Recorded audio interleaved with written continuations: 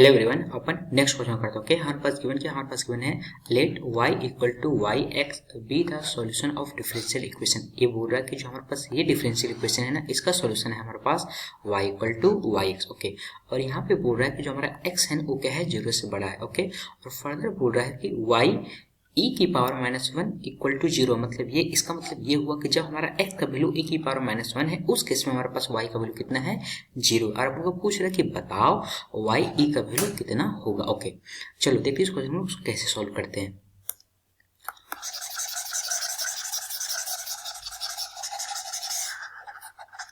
तो हमारे पास यहाँ पे गिवन डिफरेंशियल इक्वेशन है 2x log x with base e, और यहाँ पे है इनटू में dy अपॉन dx। ओके, और प्लस 2y इक्वल टू हमारे पास है 3 अपॉन x, और यहाँ पे हमारे पास है log x with base e। Okay, अपन क्या करते हैं, जो हमारे पास जो ये क्वांटिटी है ना, इसको हम लोग इधर डिवाइड कर देते हैं। तो हमारे पास यहाँ पे बनेगा dy अपॉन dx, और प्लस यहाँ पे हो जाएगा 2 अपॉन 2x, और यहाँ पे हो जाएगा कितना, log x with base e। Okay, और इंटू हमारे पास हो जाएगा यहाँ पर y इज इक्वल टू हमारे पास हो जाएगा यहाँ पे 3 अपॉन x, और यहाँ पे हो जाएगा हमारे पास log x with base e into हो जाएगा हमारे पास डिवाइड में, अगर एक क्वांटिटी को डिवाइड किया ना अपन इस क्वांटिटी को, ये तो इधर भी डिवाइड होगा ना, हमारे पास यहाँ पे हो जाएगा 2x और log x with base e। आप यहाँ पे देख सकते हो हमारे पास ये log x with base e, just a second,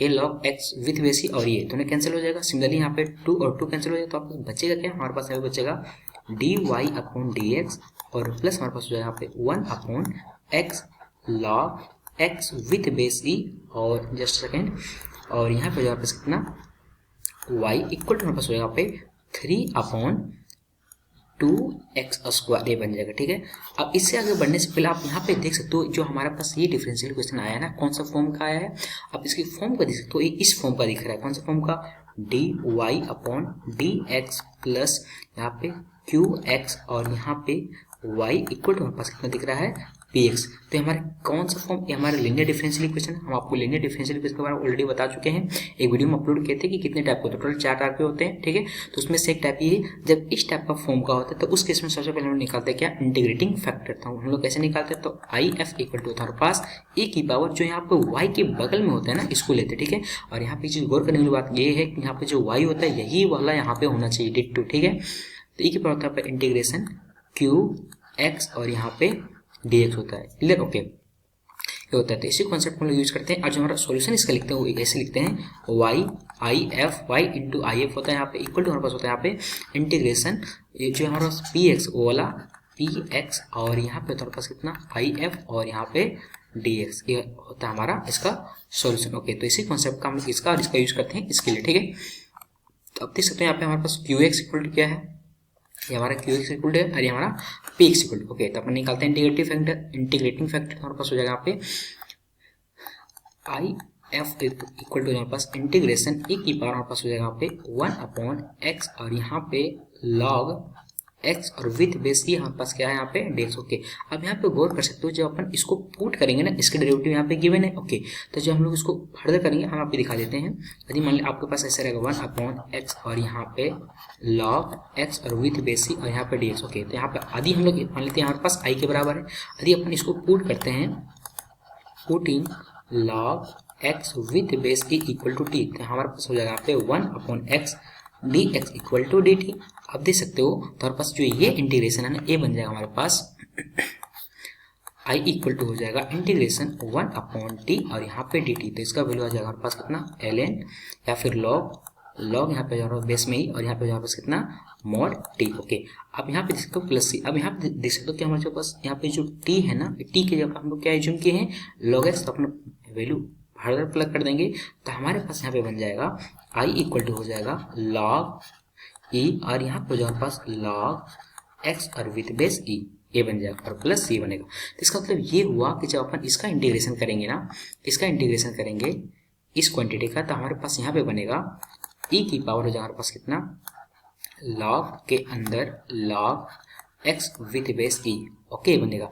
बहुतों के दिमाग में ये आता होगा यहाँ पे जब हमारे पास इंटीग्रेशन है, इनडेफिनेट इंटीग्रेशन है, तो हम लोग मतलब जो कांस्टेंट ऑफ इंटीग्रेशन होता है उसको क्यों नहीं लिखते। उसका दो रीजन, देखो पहला रीजन ये है कि यदि हम लोग लिख भी देंगे ना तो हमारा जो इस स्टेप में देख सकते हो, इस स्टेप में हमारा फर्दर कैंसिल हो जाएगा। यदि मान लो कुछ भी हम लोग प्लस सी लिखते हैं, यहाँ पे प्लस सी लिखते हैं, तो जब हम लोग फिर आई एफ का वैल्यू यहाँ पे जो आता है इसको हम लोग जब यहाँ पे प्लग करेंगे तो उस केस में जो प्लस सी वाला पोर्शन है ना वो कैंसिल हो जाएगा, लेफ्ट हैंड साइड से भी और राइट हैंड साइड से। ओके, तो इसलिए लिखते हैं एक पहला रीजन। दूसरा रीजन ये है कि हम लोग यहाँ पे निकालते हैं इंटीग्रेटिंग फैक्टर, निकालते हैं इंटीग्रेटिंग फैक्टर्स नहीं निकालते, हम लोग एक फैक्टर निकाल रहे हैं, बहुत सारे निकाल रहे हैं, इसलिए हम लोग यहाँ पे सी नहीं लेते हैं। इसका दो रीजन है। क्लियर? ओके, लोग आगे बढ़ते हैं।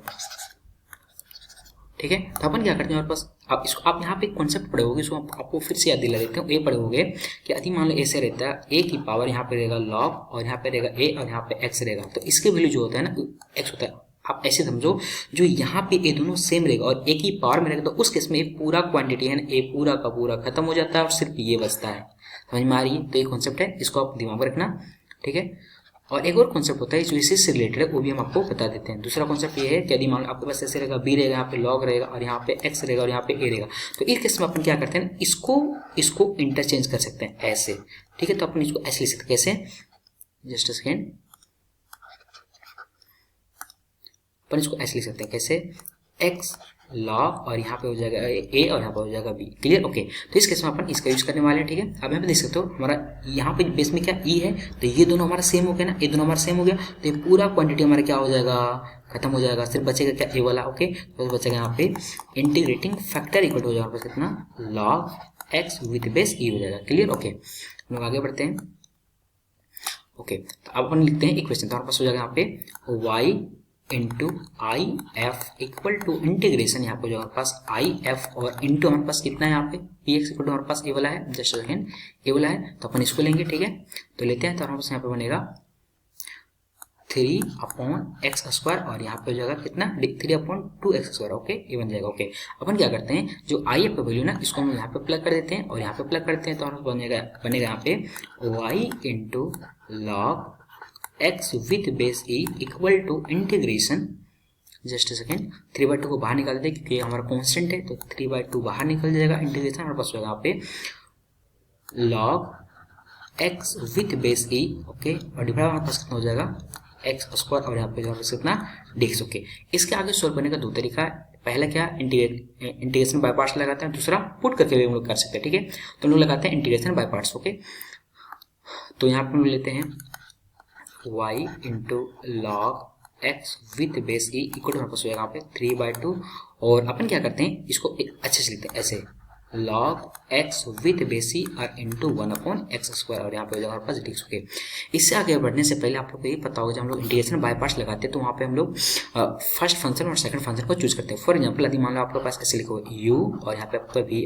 ठीक है, तो यहाँ पे u हमारे पास मान लो फर्स्ट फंक्शन है और यहाँ पास मान लो क्या है v है सेकंड फंक्शन। ठीक है, और फर्स्ट फंक्शन और सेकंड फंक्शन को हम लोग चूज कैसे करते हैं, उसके लिए हम लोग यूज करते हैं आइलेट। ओके, और बहुत बार क्या होता है ना आइलेट फेल हो जाता है, तो उस केस में हम लोग क्या करते हैं, फर्स्ट फंक्शन उसको मानते हैं जिसका इंटीग्रेशन बहुत डिफिकल्ट है या फिर नहीं होगा, तो उसको मान लेते हैं फर्स्ट फंक्शन, और सेकंड फंक्शन उसको मानते हैं जिसका इंटीग्रेशन हमारा इजीली कर सकते हैं। क्लियर? ऐसे हम लोग उसको मानते हैं। क्लियर?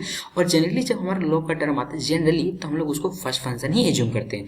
अब इंटीग्रेशन बाय पार्ट्स का फॉर्मूला क्या होता है आपको दिखा देते हैं। इसका फॉर्मूला होता है इसे, ऐसे आप समझो कि ऐसा लिखा हुआ, तो अपन क्या करो इस u और b को एज इट इज बाहर रखो, मतलब ऐसे लिख दो u और b, और अपन क्या करो इसको लगा दो इंटीग्रेशन। आपको याद रखना टेक्निक बता रहे। ठीक है, उसके बाद क्या करो माइनस लगो, और उसके बाद क्या करो जो ये पूरा का पूरा है उसको फिर से लिखो u इंटीग्रेशन b। ओके, और उसके बाद क्या करो उसको ब्रैकेट लगा दो, लेकिन इसका समझना बोलते हैं यहाँ पे पूरा का इंटीग्रेशन लगाता हूँ और यहाँ पे d अपॉन जिसके रिस्पेक्ट में करोगे, मान लो x के रिस्पेक्ट में, तो यहाँ पे भी कर दो x और पूरा में हो जाएगा आपके पास x। ये होता है इंटीग्रेशन बाय पार्ट्स का फॉर्मूला। क्लियर? ओके, चलो हम लोग आगे बढ़ते हैं। ठीक है, तो इसी कॉन्सेप्ट हम लोग यहाँ पे यूज करते हैं, तो हमारे पास यहाँ पे हो जाएगा 3/2 और यहाँ पे हमारे पास कितना ब्रैकेट लगा देते हैं, ये हमारा फर्स्ट फंक्शन है बट ओके, हमारे पास क्या है सेकंड फंक्शन। तो हम लोग फर्स्ट फंक्शन क्या करते हैं डिफरेंशिएशन और सेकंड फंक्शन क्या करते हैं इंटीग्रेशन। हमारा पहले स्टेप में क्या बोलता है इसको एज इट इज लिखो, तो एज इट इज लिख दिए। ओके, और जब हम इसका इंटीग्रेशन करेंगे तो हमारे पास बनेगा यहाँ पे इंटू में -1/x। ओके, और माइनस हो जाएगा हमारे पास यहाँ पे क्या हो जाएगा अब इसका करेंगे डिफरेंशिएशन, बस इसका इंटीग्रेशन पहले लगा, इसका करेंगे डिफरेंशिएशन तो हमारे पास बनेगा यहाँ पे 1/x और इंटू हमारे पास हो जाएगा, जब हम लोग करेंगे इसका इंटीग्रेशन तो हमारे पास -1/x बनेगा, ठीक है। और यहाँ पर हमारे पास कितना dx, ओके। इसको फर्दर सिंप्लीफाई करते हैं तो यहाँ पे हो जाएगा हमारे पास 3/2 और ये माइनस बाहर ले लेते हैं तो ब्रैकेट के अंदर हो जाएगा -log x विथ बेस में e और यहाँ पे हो जाएगा x और माइनस यहाँ पे हो जाएगा और माइनस बाहर आ जाएगा तो हो जाएगा प्लस इंटीग्रेशन 1/x² और यहाँ पे हमारे पास कितना dx, ओके। फर्दर इसको इंटीग्रेट करते हैं तो हमारे पास यहाँ पे बन जाएगा 3/2 ब्रैकेट के अंदर -log x with base E divide हमारे पास जस्ट सेकंड डिवाइड हमारे पास हो जाएगा x और यहाँ पे हमारे पास -1/x हो जाएगा, क्लियर, ये बन जाएगा, ओके ओके। हमारे पास ये बन गया, ओके ओके। तो अब हम अपन क्या करते हैं, जो हमारे पास गिवन इनिशियल वैल्यू कंडीशन उसको यूज करते हैं, ओके। उसके पहले यहाँ पे हमारे पास क्या है y और यहाँ पे इंटू हमारे पास कितना है log x with base e, हमारे पास a बन गया, ठीक है। और प्लस c भी होगा, प्लस c हमारे छूट गया है प्लस c, ओके। अब हमारे पास जो इनिशियल वैल्यू कंडीशन है उसको यूज करते हैं, ठीक है। हमारे पास यहाँ पे इनिशियली गिवन क्या है कि log y e की पावर -1 इक्वल टू 0, ओके। इसका मतलब ये हुआ कि जो हमारे पास हम यहाँ लिख लेते हैं y e की पावर -1 इक्वल टू 0, इसका मतलब ये हुआ कि x इक्वल टू हमारे पास e की पावर -1 है तो हमारे पास y इक्वल टू कितना है 0, ओके। अपन इसका यूज करते हैं, बस बन जाएगा यहाँ पे y into log just second y नहीं 0 इंटू लॉग e की पावर -1 और यहाँ पे हमारे पास बेस में e इक्वल टू हमारे पास कितना हो जाएगा यहाँ पे 3/2 और यहाँ पे माइनस यहाँ पे हमारे पास कितना है log और यहाँ पे हमारे पास कितना है x की वैल्यू मतलब e की पावर -1 और यहाँ पे e और डिवाइड हमारे पास कितना हो जाएगा e की पावर -1 और यहाँ पे -1/e की पावर -1 हो जाएगा, ठीक है, ओके। और प्लस c हो जाएगा, ठीक है। आप देख सकते हो 0 इंटू 0 क्या होता है 0 होता है, ये हमारा 0 बन गया, ठीक है, ओके। और यहाँ पे देख सकते हो जो हमारे पास बेस दोनों सेम होता है ना, मतलब ऐसे यदि ऐसा रहेगा log a with base a तो इसका वैल्यू कितना होता है 1 होता है, क्लियर। और यदि यहाँ पे ऐसा रहेगा कुछ पावर में रहेगा, ठीक है, लेट्स सपोज करो ऐसा log a की पावर रहेगा n और यहाँ पे रहेगा a, तो अपन क्या करते हैं जो n होता है ना बाहर आ जाता है, मतलब होता है हमारे पास n log a और a, तो इसका वैल्यू कितना हो जाएगा हमारे पास n, क्योंकि इसका वैल्यू कितना होता है हमारे पास 1 हो जाएगा, आप यहाँ से देख सकते हो, ठीक है, ये बन जाएगा। तो इसी कॉन्सेप्ट हम यहाँ पे यूज करते हैं तो हमारे पास हो यहाँ पे 3/2 और यहाँ पे जगह -1 बाहर आ जाएगा, तो जब माइनस वाला बाहर आएगा तो माइनस हो जाएगा प्लस और हो जाएगा हमारे पास 1/e की पावर -1 और यहाँ पे -1/e की पावर -1, ओके। और प्लस c, अब देख सकते हो ये दोनों हमारा सेम हो गया तो वैल्यू क्या बन गया 0, तो हमारे पास यहाँ पे फाइनली आ गया c इक्वल टू 0, ओके। तो हमारे पास जो रिक्वायर्ड डिफरेंशियल इक्वेशन है वो क्या हो गया हमारे पास y log x with base c equal to 3/2 और यहाँ पर हमारे पास माइनस log x और बेस में डिवाइड बाय x और -1/x, ओके बन जाएगा। अपन इसको क्या करते हैं फर्दर सिंप्लीफाई करते हैं तो हमारे पास यहाँ पे बन जाएगा y log x with base c equal to -3/2 और यहाँ पर हमारे पास कितना log x with base c +1 divide हमारे पास हो जाएगा x, ओके।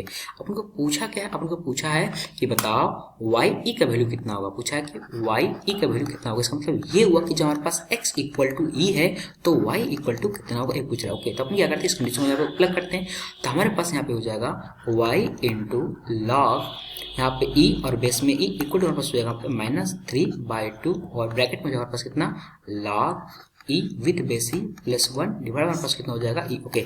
अभी हम आपको थोड़ी देर पहले बताएं कि जब ये दोनों सेम होते हैं इसका वैल्यू कितना होता है 1, तो हमारे पास 1 हो जाएगा, ओके। तो हम प्लग करते हैं तो पास बन जाएगा आपके a 1 हो जाएगा तो y इंटू 1 कितना होगा y इक्वल टू -3/2 और इन ब्रैकेट होगा हमारे पास कितना 2/e, तो 2 से 2 कैंसिल हो गया तो हमारे पास बना यहाँ पे y e का वैल्यू हमारे पास हो गया कितना -3/2 a बन गया। So this is our final answer, okay. देखते हैं हमारा कौन सा ऑप्शन करेक्ट है, ओके।